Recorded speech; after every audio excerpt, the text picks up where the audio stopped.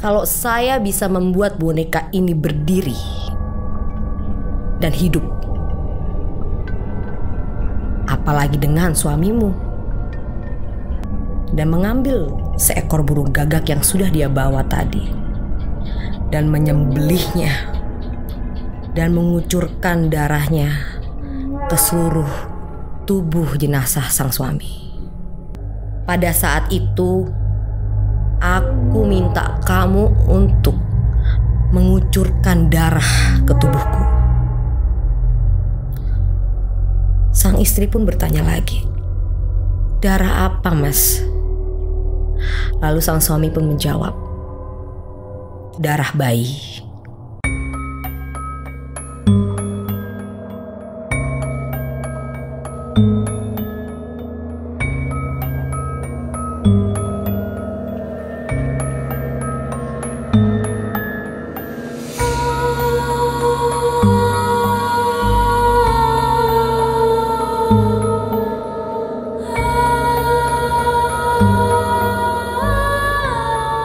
Cerita ini aku angkat dari seseorang yang tidak ingin disebutkan namanya. Pada zaman dahulu di Aji Barang, Purwokerto, hiduplah sepasang suami istri yang saling mencintai dan tidak pernah terlepaskan. Saking cintanya, sampai masak saja pasti sang suami menemani. Lalu suatu ketika terjadi sebuah tragedi. Sang suami meninggal dunia. Sang istri sangat sedih, terpukul, dan juga syok berat atas kepergian sang suami. Dia tidak merelakan suaminya pergi untuk selamanya. Hingga akhirnya dia pun menyimpan jenazah sang suami di dalam kamarnya. Lalu suatu malam sang istri bermimpi. Dia didatangi oleh seseorang yang tidak dia kenal. Dan orang itu berkata, "Hai kamu, kasihan sekali kamu. Sadarlah, suami kamu itu sudah meninggal. Sudah selayaknya kamu kubur dia baik-baik." Lalu sang istri pun menjawab, "Tidak. Aku tidak akan pernah mengubur suamiku. Aku tidak akan pernah melepaskan suamiku." Lalu orang itu pun berkata lagi, "Paling seminggu lagi juga sudah busuk. Dikerubuti belatung, kamu gak akan suka lagi." Dan sang istri pun tetap menolak dengan tegas. "Tidak masalah buatku. Aku tidak akan pernah meninggalkan suamiku." Lalu orang itu pun mengatakan, "Ya sudah, kenapa tidak kamu hidupkan saja lagi suamimu?" Sang istri pun bingung. Memangnya bisa Bapak menghidupkan lagi suamiku? Dan orang itu pun mengatakan, "Tentu bisa. Kamu aku kasih alamat mau?" Dan sang istri pun mengangguk dengan cepat. "Ya, aku mau."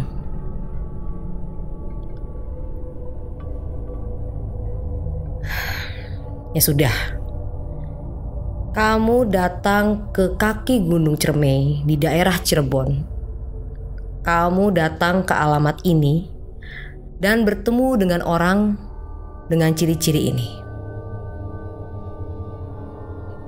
Lalu sang istri pun terbangun dari tidurnya. Dan dia berpikir, kenapa aku bisa mimpi kayak gitu? Lalu dia memandang jasad sang suami dan memeluknya erat-erat dan mulai menangis. "Mas, kenapa kamu meninggalkan aku? Kamu kan sudah janji kalau kita akan sehidup semati selamanya, Mas."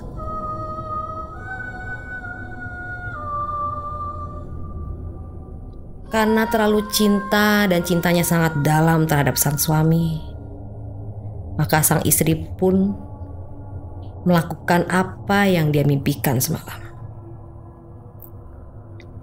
Subuh-subuh dia berangkat menuju kaki Gunung Ciremai di daerah Cirebon. Dan di sana dia menemukan sebuah gubuk tua. Dan dia pun mulai mengetuk pintunya. "Permisi. Permisi." Tapi tidak ada satupun yang menjawab. Hingga tiba-tiba ada yang menepuk pundaknya dan dia pun menoleh dengan cepat ke belakang. Kagetlah sang istri karena dia menemukan sosok di hadapannya adalah orang yang sama dengan yang ada di mimpinya.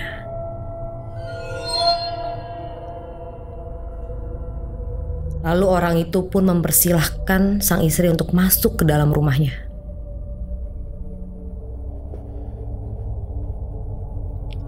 Dan dia berkata, "Aku sudah tahu tujuanmu dan maksudmu datang kemari. Apakah kamu sudah menyetujui apa yang ada di mimpi kamu?" Lalu sang istri pun bingung dan kaget. "Loh, kok Bapak bisa tahu saya bermimpi seperti itu?"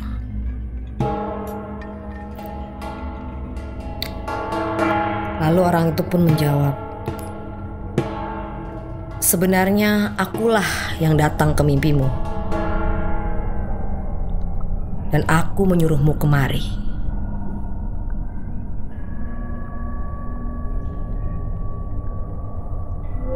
Sang istri masih belum mempercayai apakah bisa orang ini menghidupkan kembali suaminya.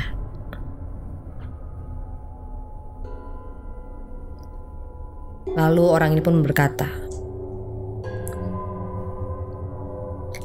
"Kamu masih belum percaya ya kalau saya bisa menghidupkan kembali suami kamu?" Lalu dia pun mengambil sebuah boneka usang dan dia taruh di dekat tungku. Dan dia berkata kepada sang istri, "Kalau saya bisa membuat boneka ini berdiri dan hidup, apalagi dengan suamimu." Lalu dia mulai membaca-bacakan mantra dan melakukan ritual. Tiba-tiba boneka itu berdiri tegak dan memandang wajah wanita itu.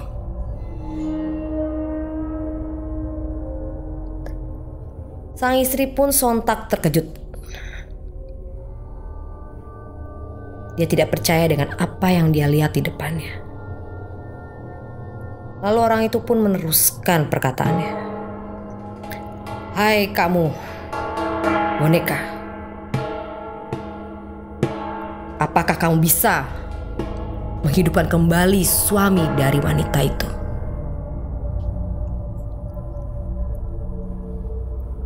Lalu boneka itu pun mengangguk.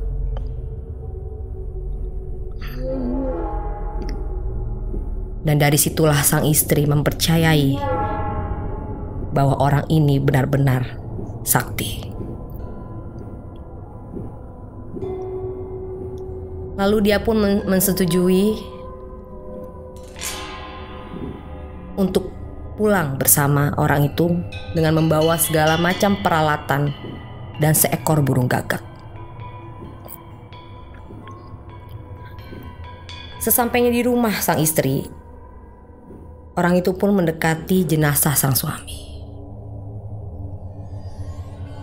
Dan dia mulai membacakan mantra-mantranya dan mengambil seekor burung gagak yang sudah dia bawa tadi dan menyembelihnya dan mengucurkan darahnya ke seluruh tubuh jenazah sang suami.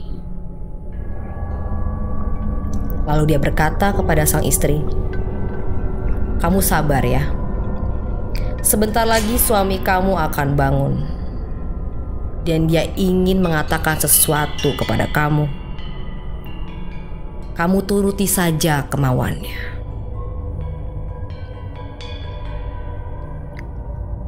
Lalu sang istri pun mengangguk dan orang itu pun pergi. Lalu tiba-tiba datanglah sekawanan burung gagak memutari atap rumah sang istri. Lalu terbangunlah tubuh sang suami, duduk tegak memandang wajah sang istri. Dengan hati yang sangat gembira, sang istri pun berlari memeluk sang suami. Lalu suami pun mengatakan sesuatu kepada sang istri.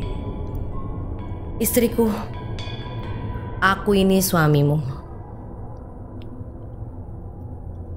Aku ingin minta bantuanmu. Apakah kamu bersedia?"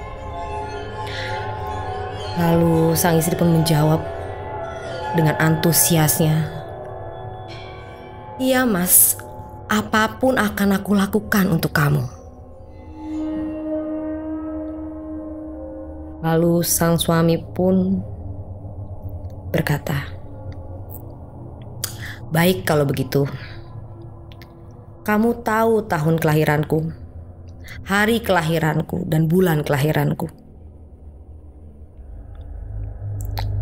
Pada saat itu, aku minta kamu untuk mengucurkan darah ke tubuhku."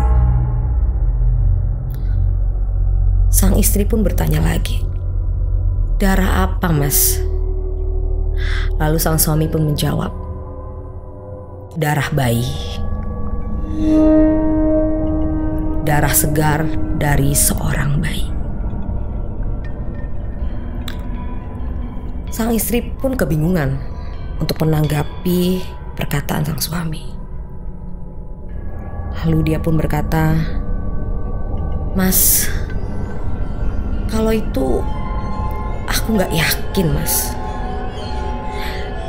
Di mana aku bisa menemukan darah bayi?" Lalu sang suami pun berkata, "Ya sudah, tidak apa-apa. Kalau kamu tidak sanggup, mungkin sudah waktunya aku meninggalkan dunia ini." "Jangan mas, jangan. Baik, aku akan melakukan apa yang mas minta." "Ya sudah, kalau kamu bersedia,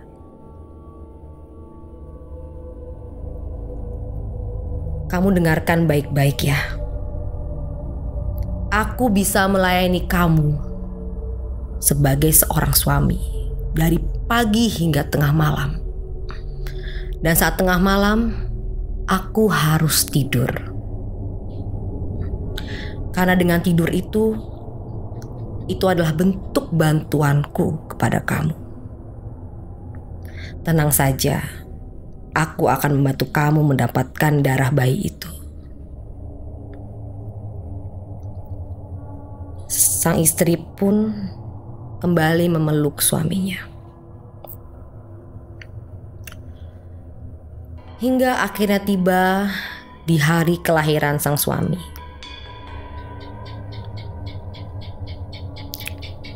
Tengah malam sang istri pun keluar dari rumahnya. Dan dia pun melihat ada seekor gagak terbang menuju ke dalam hutan. Sang istri pun mengikuti gagak tersebut hingga sampailah di sebuah rumah. Lalu Tiba-tiba Gagak itu berubah menjadi makhluk yang sangat menyeramkan, yang membuat kaget setengah mati sang istri, hingga sang istri ingin melarikan diri dari situ. Saat dia ingin melarikan diri, tiba-tiba ada yang menahan tangannya dan menarik dia. Saat dia menoleh, ternyata adalah sang suami. Lalu sang suami pun berkata, "Kamu sudah janji padaku untuk membantu aku menemukan darah bayi. Aku sudah menemukannya, tapi kenapa sekarang kamu mau lari?" "Mas, aku sepertinya gak sanggup, Mas. Bagaimana mungkin aku masuk ke dalam rumah itu dan mendapatkan darah segar dari seorang bayi?"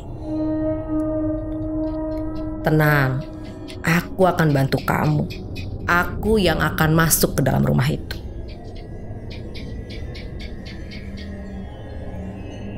Lalu terjadilah seperti apa yang dikatakan sang suami. Sang suami berubah lagi menjadi burung gagak dan memasuki rumah itu. Dan sang istri pun melakukan apa yang diperintahkan oleh sang suami. Hari ke hari, bulan ke bulan, tahun ke tahun, terjadi seperti itu terus. Hingga suatu ketika, saat sang gagak memasuki rumah, yang ternyata rumah itu adalah orang yang berilmu tinggi, yang disebut sebagai orang yang sakti. Orang sakti itu mengetahui bahwa ada sosok menyeramkan yang menyamar menjadi seekor gagak. Dia pun menangkap gagak itu, dan dia memandang ke dalam mata gagak itu. Lalu di situ pun dia bisa melihat ada seorang wanita berlari ke dalam hutan, memasuki rumah dan memeluk seorang laki-laki yang terbaring di ranjang.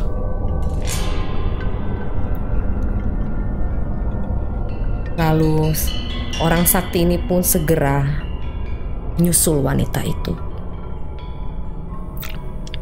Sesampainya di sana, dia pun mengetuk pintu. Dan sang istri pun tidak berani membuka pintu karena dia ketakutan. Dia ketakutan, sepertinya apa yang dilakukan sudah ketahuan oleh seseorang. Sampai akhirnya orang sakti itu pun mendobrak masuk.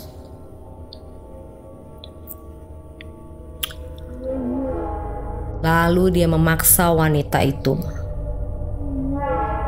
untuk bercerita. "Kenapa kamu lakukan ini?" Dan sang istri pun mengatakan semuanya dengan jujur. Dari awal perbuatan dia dan apa yang dia lakukan dan untuk apa.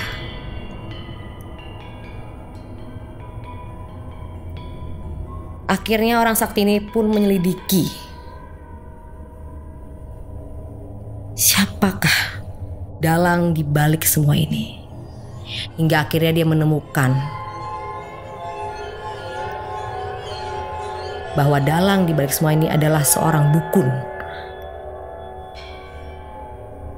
ilmu hitam yang melakukan perjanjian dengan iblis.